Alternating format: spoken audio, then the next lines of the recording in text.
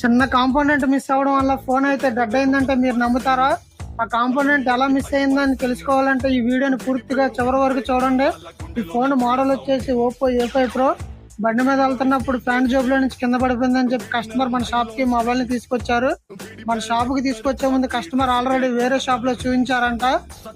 అయితే అన్న ఇది బోర్డు కంప్లైంట్, ఫోన్ అవ్వదు, పట్టుకొని తీసుకో అని చెప్పారంట.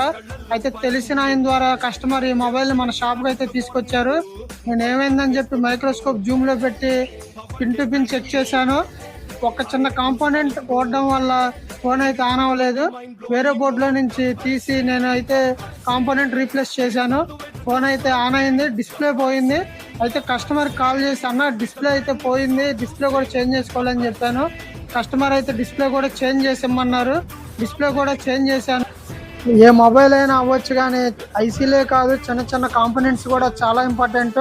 ముఖ్యంగా రెసిస్టర్లు ముందు చెక్ చేసుకోవాలి. ఇలాంటి కంప్లైంట్స్ మీకేమైనా ఉంటే నా నెంబర్కి అయితే కాంటాక్ట్ అవ్వండి. మన షాప్ అడ్రస్ వచ్చేసి Gudivada road, near by saint John's high school, Vidyanagar, Gannavaram.